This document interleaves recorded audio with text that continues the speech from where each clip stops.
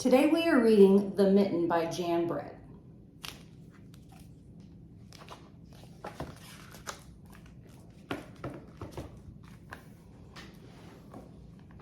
Once there was a boy named Nicki who wanted his new mittens made from wool as white as snow.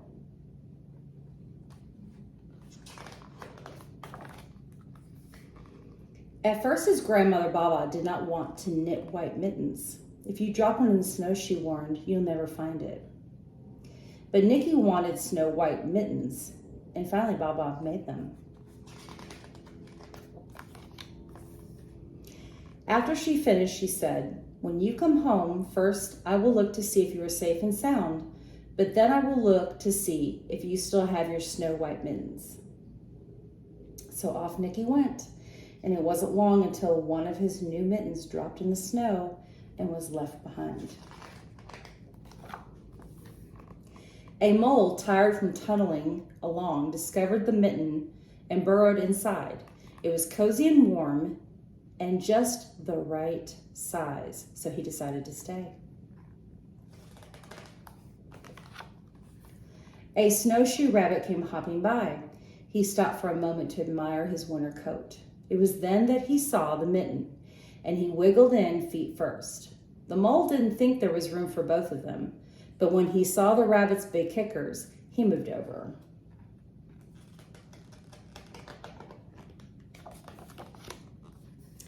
Next, a hedgehog came snuffling along. Having spent the day looking under wet leaves for things to eat, he decided to move into the mitten and warm himself. The mole and the rabbit were bumped and jostled, but not being ones to argue with someone covered with prickles, they made room.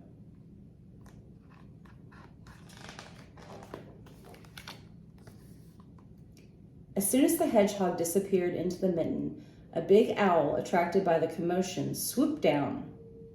When he decided to move in also, the mole, the rabbit, and the hedgehog grumbled, but they saw the owl's glinty talons.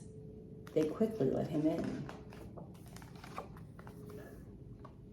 Up through the snow appeared a badger. He eyed the mitten and began to climb in.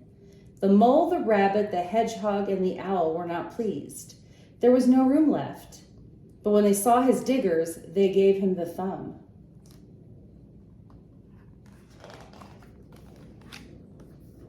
It started snowing, but the animals were snug in the mitten. A waft of warm steam rose in the air, and a fox trotting by stopped to investigate. Just the sight of a cozy mitten made him feel drowsy. The fox poked his muzzle in. When the mole, the rabbit, the hedgehog, the owl, and the badger saw his shiny teeth, they gave the fox lots of room. A great bear lumbered by. He spied the mitten all plumped up. Not being one to be left out in the cold, he began to nose his way in. The animals were packed in as tightly as could be, but what animal would argue with a bear? The mitten swelled and stretched. It was pulled and bulged to many sizes its size, but Baba's good knitting held fast. Along came a meadow mouse, no bigger than an acorn. She wriggled into the one space left and made herself comfortable on top of the great bear's nose.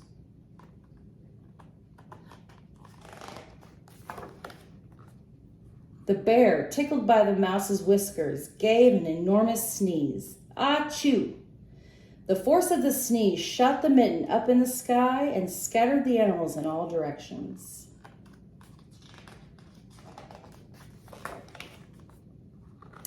On his way home, Nicki saw a white shape in the distance. It was the lost mitten silhouetted against the blue sky.